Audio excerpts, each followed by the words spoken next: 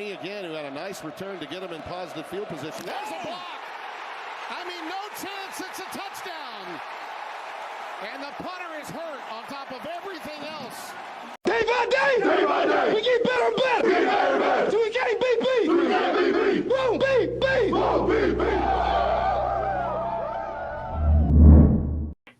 Hey everybody, welcome into Day by Day. I'm James with Alex and Andrew. We're celebrating a Husker win, and we're gonna get into it. These shows are fun to do. They're hard, but it's good that we've had a few hours here to kind of decompress. And so here's what I want to do as we talk about this game. I want to talk about the good, the bad, and the ugly. If we could put them in those buckets. Because I actually think there was a lot of good. So I do want to start with the good. We've had what, two and a half, 3 hours here to kind of come down. And so I want to start with the good. Now, as you guys think about that, what pops out in your mind when you think about the good for Nebraska? For me, there's a lot. For me, it starts with the mentality. Yes. You didn't give up, and you fought, and you won the game. You won the game on a day that Texas lost to Florida and Penn State lost to UCLA. Who, guys, on Sunday or last week, we didn't think they were going to win a game. Right. Unreal, right? That UCLA Penn State, that's unreal, right? I didn't watch a second of it, so I can't comment on it, but I'm shocked. Well, I saw that it was at one point it was like 35-7, I want to say. Like, yeah. Franklin, I don't know, hot seat talk, or there's always talk about he can't win the big one, but now it's like he lost the smallest one. So, yeah. So for me, that's where it starts. They fought, they didn't give up, and that was So this team is they're not perfect, but they're different. Yes. To me, the same thing I thought of was the fact that at one point in the game, I questioned my fanhood.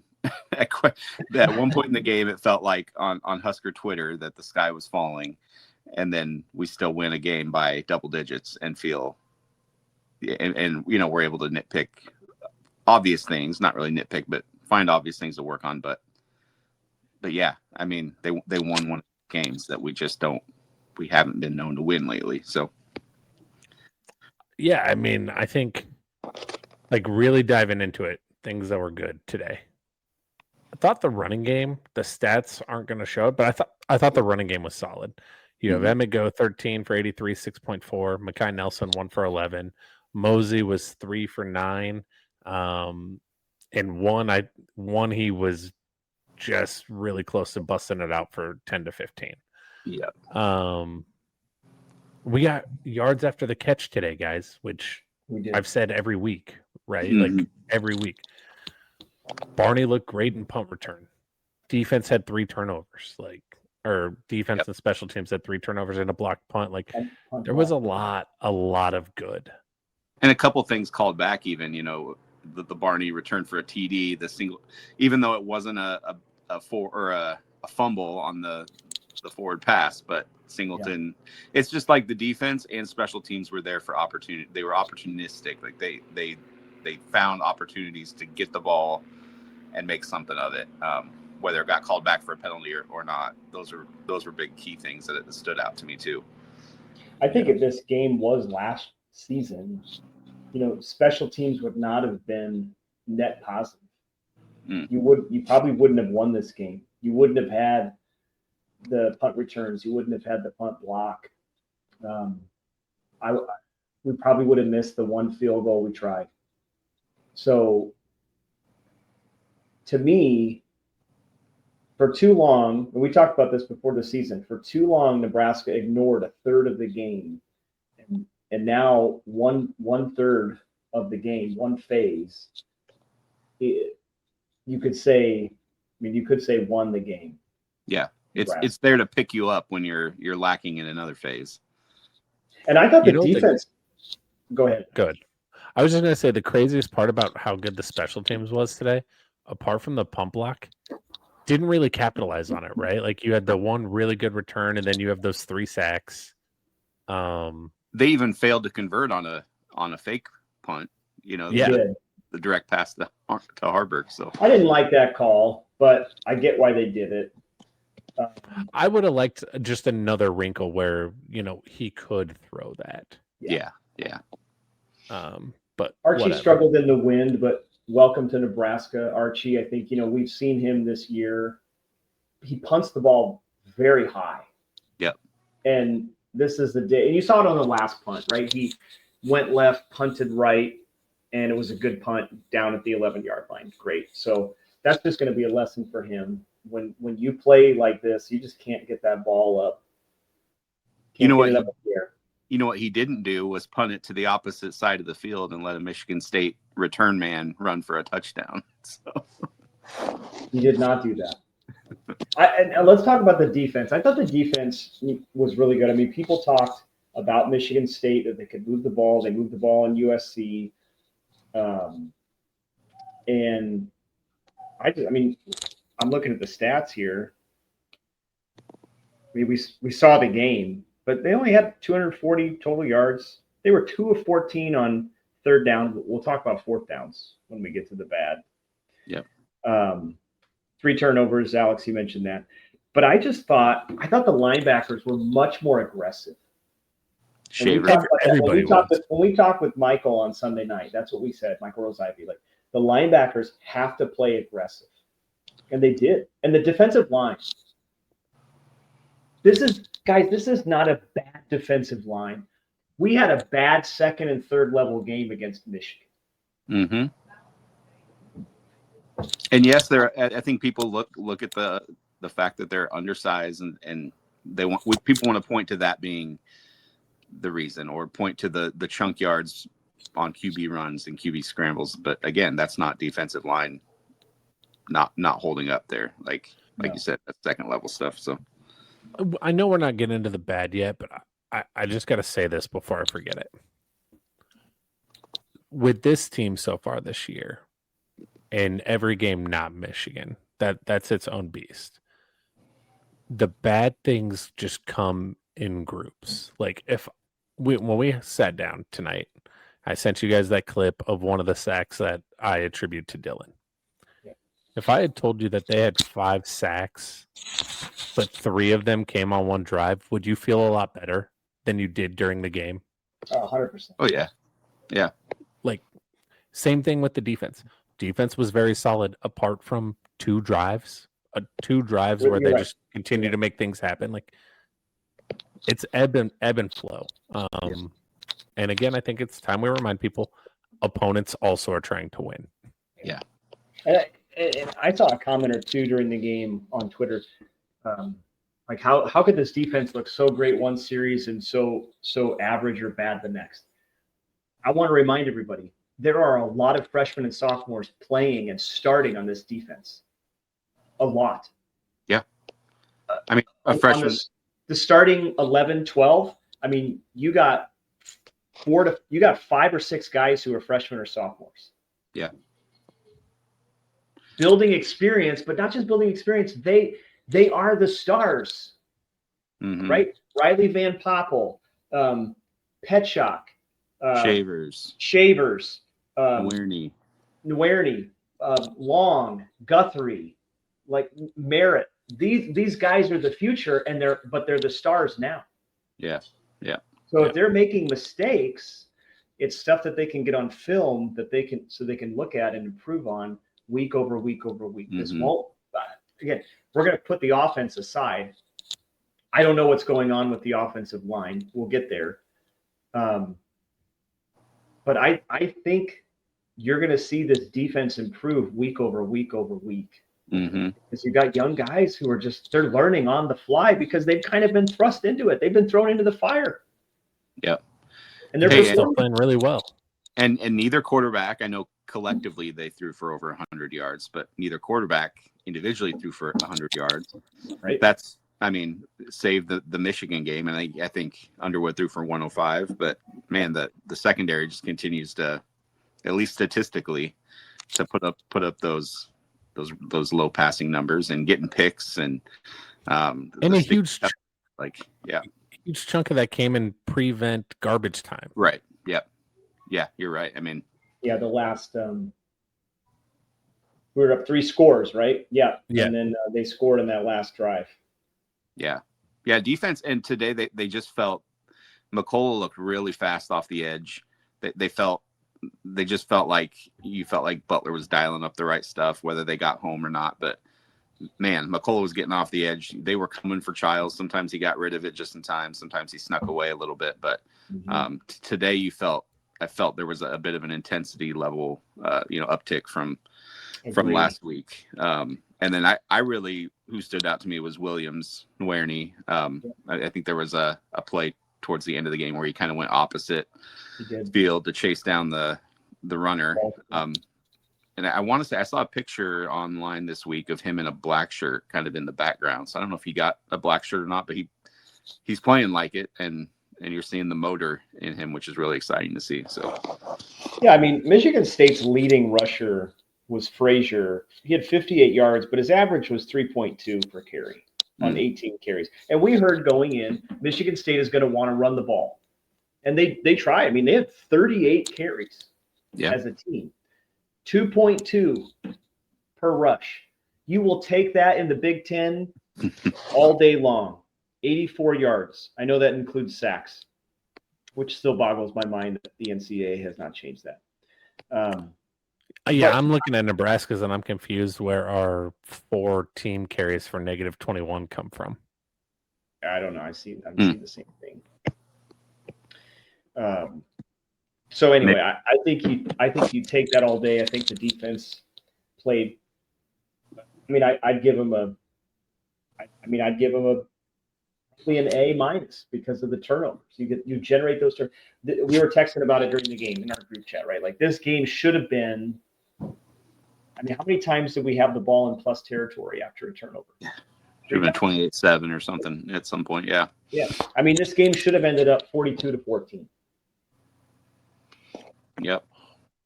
One thing I want to add here, guys. I'm looking at the box score too. Both offenses looked awful heading into the South. Nebraska scores 1 touchdown heading into the South. Michigan State 1 touchdown heading into the South. That wind played a much bigger factor than people are recognizing, and it felt worse for Nebraska because we had to do it for 2 quarters in a row. Let's talk about the bad now.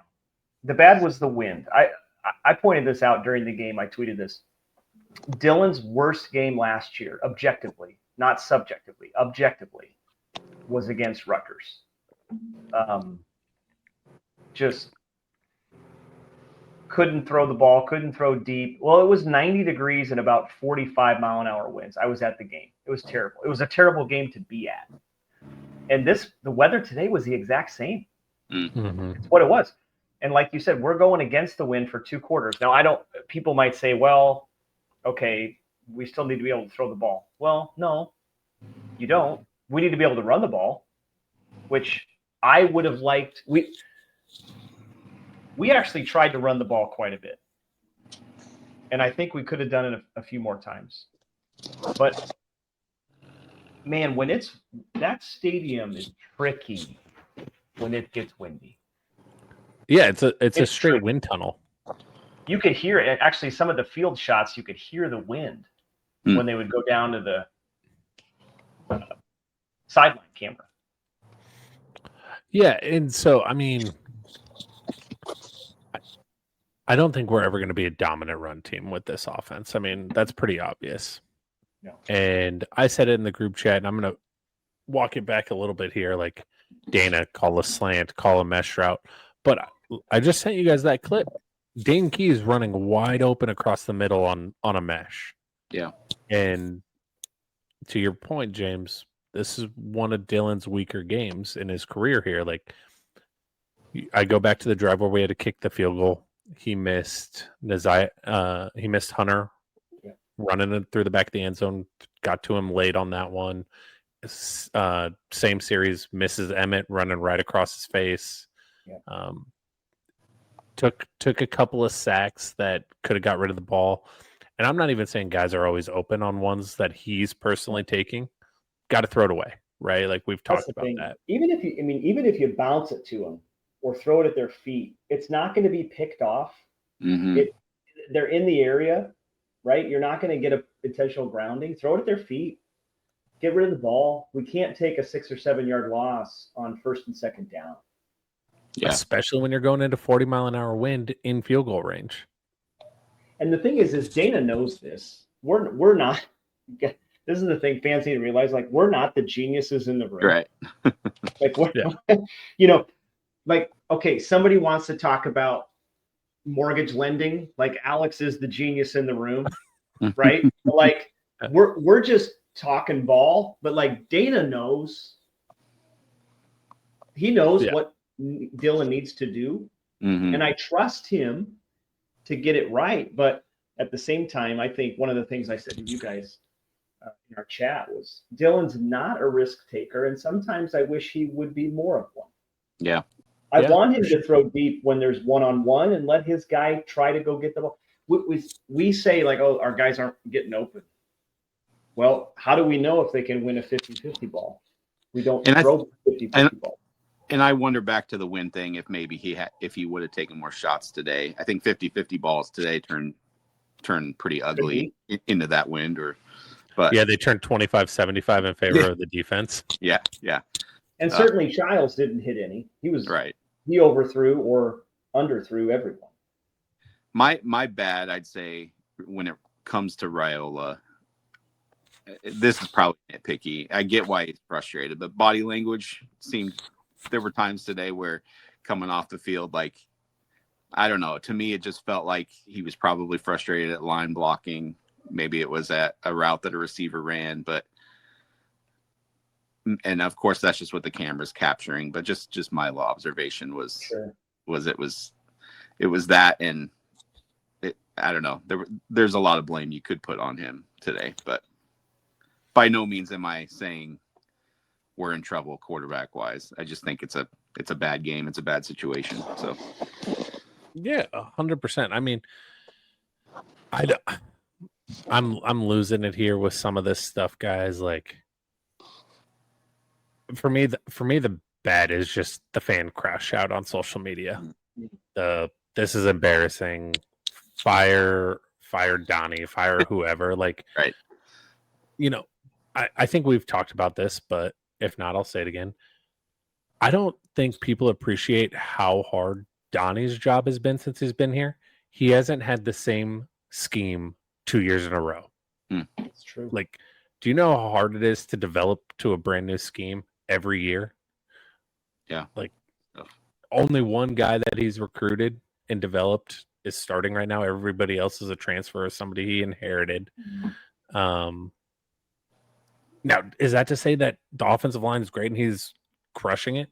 Absolutely not. But I think you got to give a little bit of grace to the situation that he's been thrust in his entire tenure here.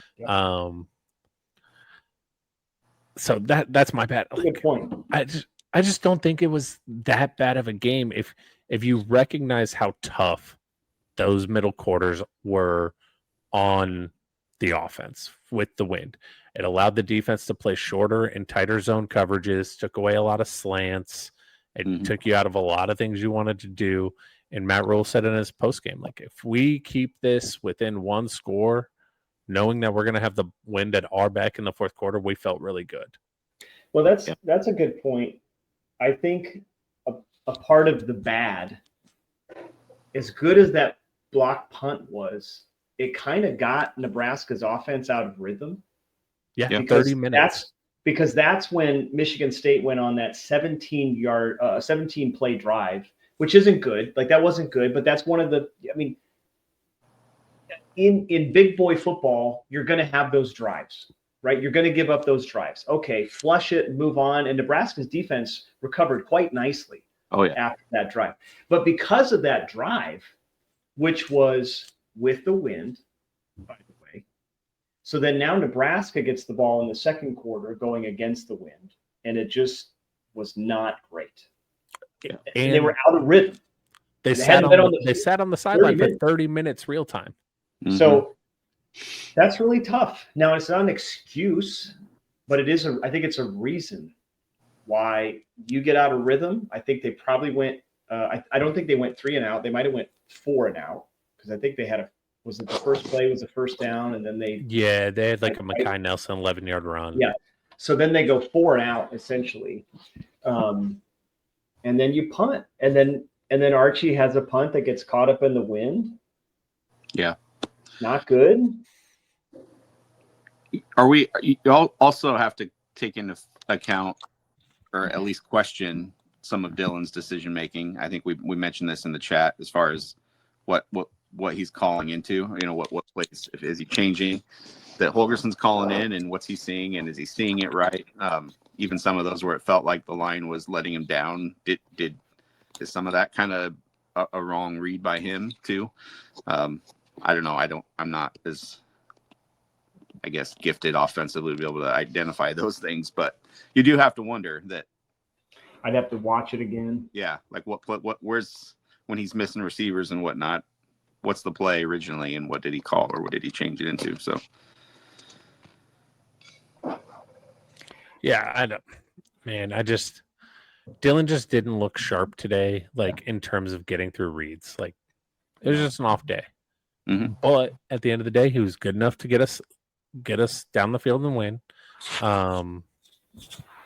Man, I mean, I think what Barney and Hunter did with the ball in their hands after the catch today. Now, Barney only had 2 catches and one was for 45 yards, but like that's going to open up those long throws that we talk about, right? Like I've said it more and more the last couple of weeks. Like if our guys can't make a play with the ball in their hands after the catch, it takes away the opportunity for the long throws because you can sag and then you wrap up. But now guys are starting to make plays. Barney looked so good today, guys. Like I know he wasn't utilizing the offense, but on the punt return game, he was running through arm tackles, making guys miss. So I feel really good about where the offense is headed. I think Dana's still figuring out a couple of things here and there. It looked like today he figured out some run schemes that he feels confident in. I would have liked to see more of that. I mean, we had 17 carries between our running backs. So that's the bad part for me is we seem to go away from what works. I actually said it in a different chat when it comes to the running game. Like, is there something in the water here that our offensive coordinators are drinking? Because it seems for like the last 15 years, even when they're running the ball well, they still go away. Yeah. And I think it still remains to be seen too. Is the question from last week was who's number 2? I mean, is it Mosey? Is it Nelson? Does it really matter? It just neither. You'd like to see a number 2 get more carries, more yards, I guess. Well, I was just going to bring that up, Andrew. We heard Rule and Holgerson say this week, well, we're not going to talk about it. You'll see it on Saturday. I don't really know what it is we saw. We saw them get 4 carries, right, between Nelson and Mosey. So, okay, they got into the game. Again, I'm not just saying this because it was in my oddly specific prediction. I would like to see more 2-back sets, especially when you're running. I'd love to see one of those guys kind of be a lead blocker, even if, I mean, they kind of did that. They kind of did that with the Harburg to Raiola to Emmett play, where then Harburg was a lead blocker. Like that was a 2-back set. It just happened to be that Raiola and Emmett were the 2 backs. Yeah. So do that with Emmett and Nelson or Mosey. Again, running back, we talk like running back's just such a rhythm position. So give a guy like Makai Nelson a series. Mm-hmm. Get him in rhythm. Yeah, I thought it was weird. I feel like, James, 3 out of those 4 carries between Nelson and Mosey all came on that one drive. Yeah. I think it went Nelson for 11 and then back-to-back for Mosey.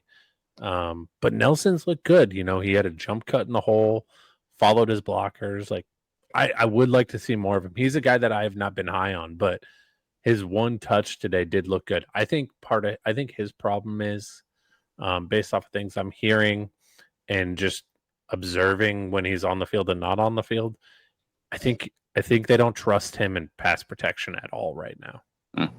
I think that's part of it. He's young. He's got to learn. Yeah. He's got to do it.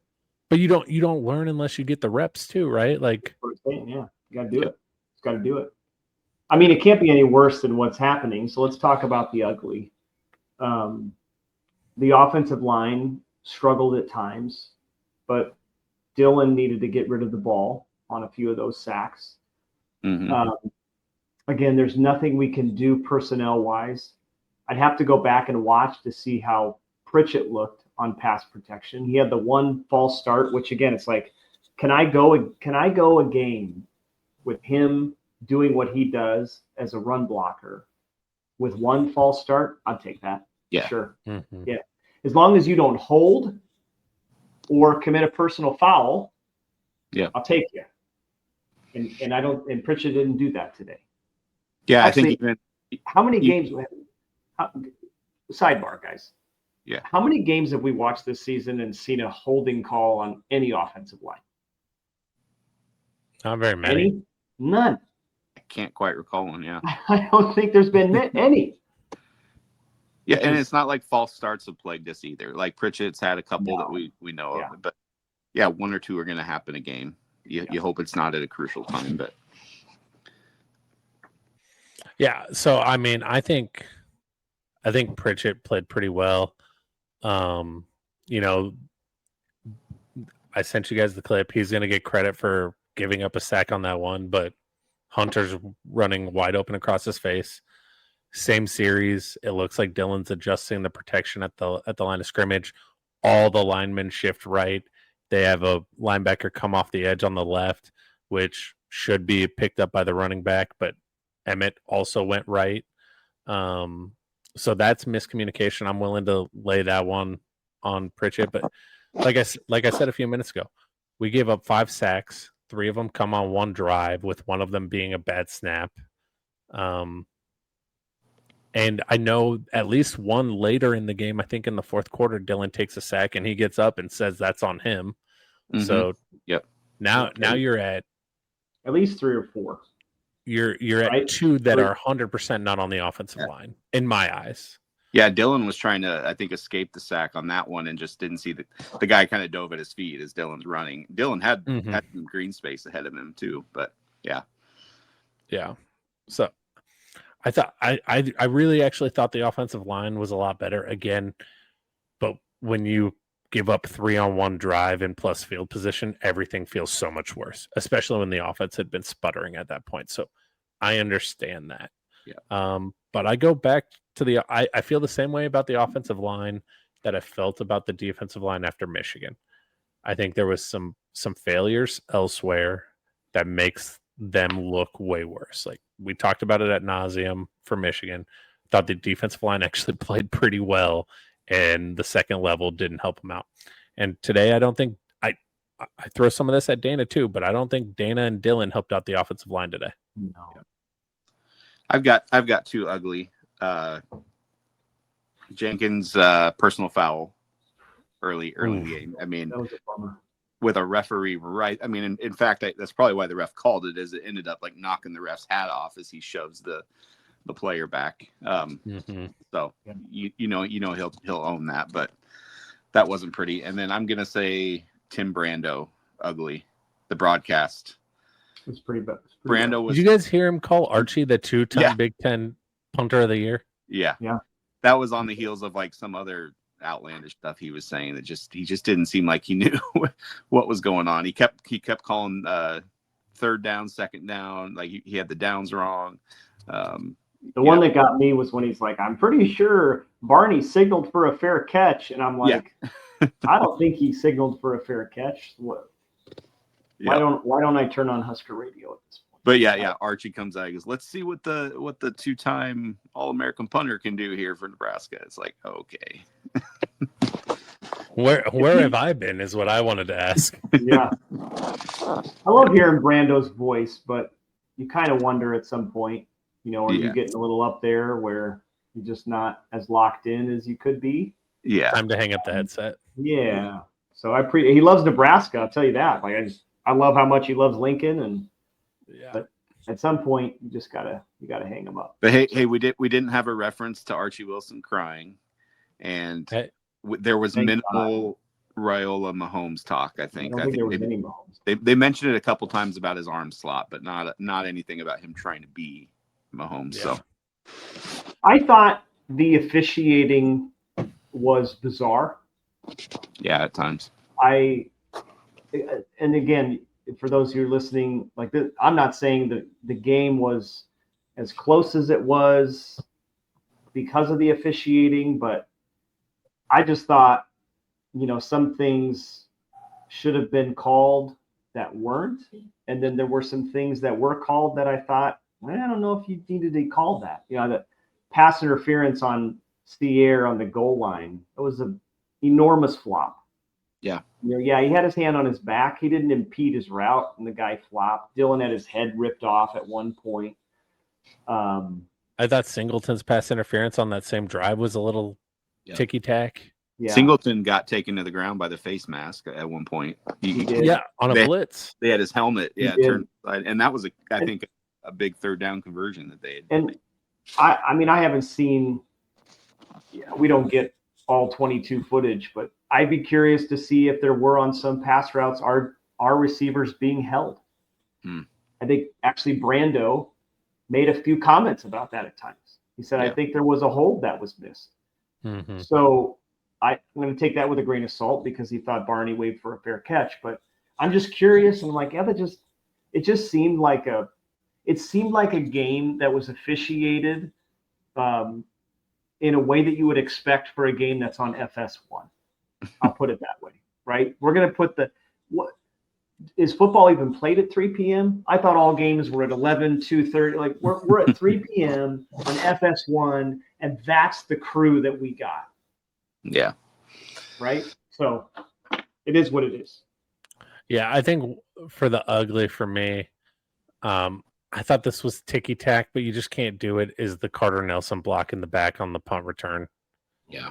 Yep. Like, that guy ends up getting taken out by his own guy falling, but Carter's hand is on his back. Like, yeah. It was a really soft touch, but he did get him in the. It's an easy call because it happened because it happened on a touchdown return, essentially. Yeah.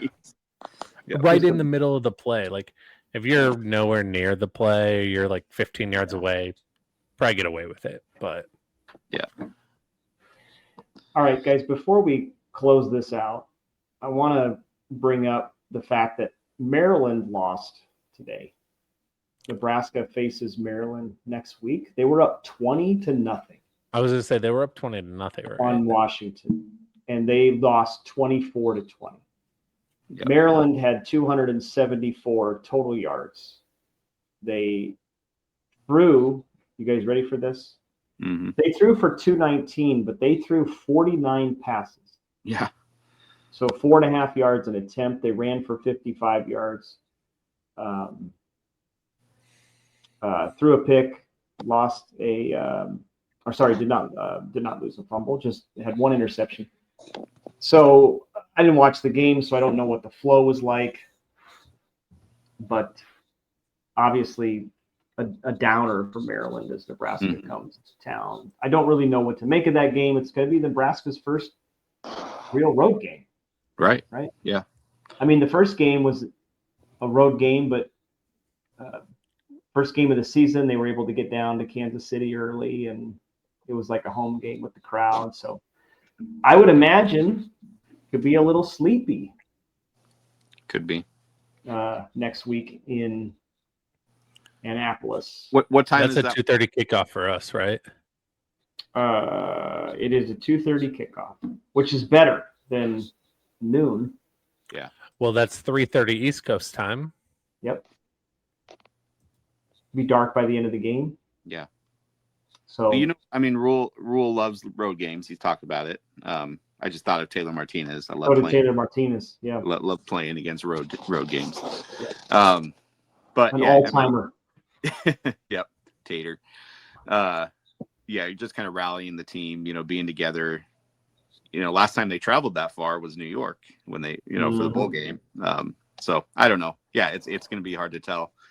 they've got an athletic young quarterback, freshman, that this can be dynamic. So yet another one that may be able to hurt you in a couple ways. But What's the heck out of him? yeah, throwing 50 times against our pass defense, probably not going to be. If I'm playing Madden, it's an all-out blitz every time. Man, I think Butler goes in with the same game plan he did today. Like he mixed up a lot where they thought we were going to be a man, dropped into zone. Yeah. I thought Butler was phenomenal today. Mm-hmm. I really do. I agree. Obviously, we gave up a few fourth downs. We're dead last in the country. But again, I think they'll get that fixed. But again, those fourth downs have come against two running quarterbacks, right? And so you're going to face another one. So again, let's take another step forward as a defense with all of your freshmen and sophomores that are playing, and let's focus on that this week in your prep. Because what are teams going to do on 4th and 2? They're not going to kick a field goal.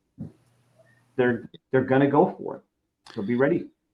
And if you have a game without the win that we had today, they may not be going on 4th and 6. They're probably going to be trying to kick field goals too. I think the win factored into some of those decisions today. That's no excuse. You got to stop it, but I'm not sure we got to worry about 4th and 6 getting picked up on us. So I'll give Childs credit, man. He's a gamer, and he took a beating today and kept getting up.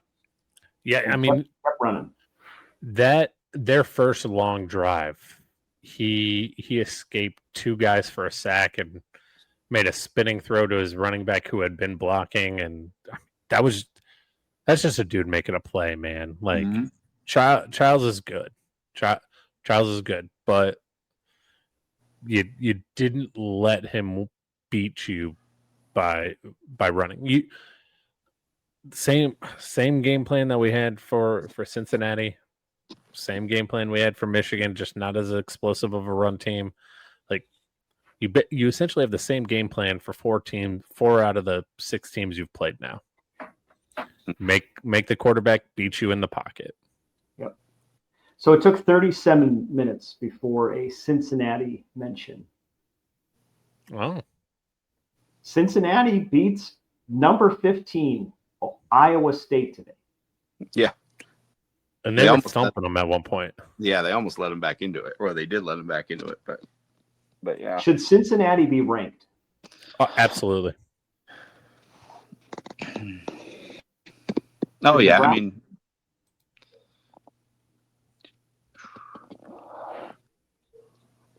I think we should. But should Clemson? Should Penn State? Right. Should Some of these 2-loss teams that Florida State, pretty bad teams, need to drop. Yeah. Clemson. Not Clemson. Penn State and Texas still have yet to beat a Power 4 opponent. Penn State lost to arguably the worst Power 4 team in the country right now. Yeah. Like college football is weird, right? Like to me, when we get into basketball season, conversation shifts because your mindset has to shift, right? Like you could lose a game on Sunday and come back on Wednesday and Saturday and win those 2 games, and you're still in the top 25 because you had a winning week and you played a tough game on Sunday night, maybe on the road. And we know how hard it is to win in college basketball on the road. So it's different. Like when you talk about football, it's like you got 12 shots, and Texas, Penn State, you haven't beaten a Power 4 team yet. You have no business being in the top 25. Yep. Yeah. I don't get a vote. I'm curious to see how our favorite AP voters will vote this week. If we have to ask about the method behind their votes. Does Penn State go higher this week, according to one voter? Okay, so did Oregon break Penn State, or who knows? Did Penn State play up because of the hype of playing at home and the whiteout and all that? Yeah, I mean UCLA's back. It's kind of the rally the troops, backs against the wall. All our coaches are gone, ditching us, whatever. New leadership, like it's kind of a perfect storm for one of those to happen, but still embarrassing. I'm going to throw a stat at you guys today. Drew Aller, 19 of 16 for 200 yards.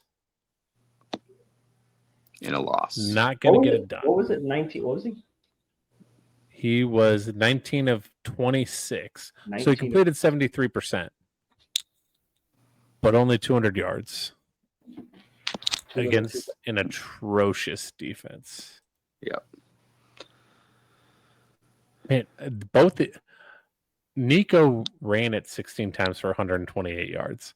He completed 17 of 24 for 166. Wow. Balanced. Drew Aller led his team in rushing too, as well. 11 for 78. I bet that was a weird game. It had to have been a weird game. So, Yeah. like, again, for Nebraska fans, college football is brutal, and it is weird. Be happy that you won the game. Mm-hmm. 2 years ago, maybe even last year, certainly between 3 and 6 years ago, Nebraska 100% loses this game. No doubt. I mean, there's not a doubt in my mind they would have lost this game. We're also not talking about, okay, 2 more games to bowl eligibility. Where are those 2? Blah, blah, blah. We haven't mentioned that because we know that we're better than that this year. So we'll get into this on Tuesday when we talk, but like, you're better than Maryland. You're better than Minnesota. Yeah. You're better than Northwestern. You should win the next 3 games. You got to go on the road for the next 2. I get that. That's difficult. Figure out the 15 to 20 plays on offense that you can run to perfection. And figure out a way to score 28 points. And you're going to win the next 3 games. Yeah.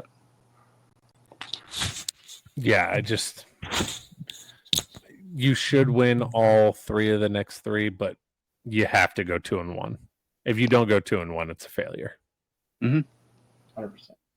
I would actually say, Alex, if you do anything besides only losing the Minnesota game, it's a failure to me.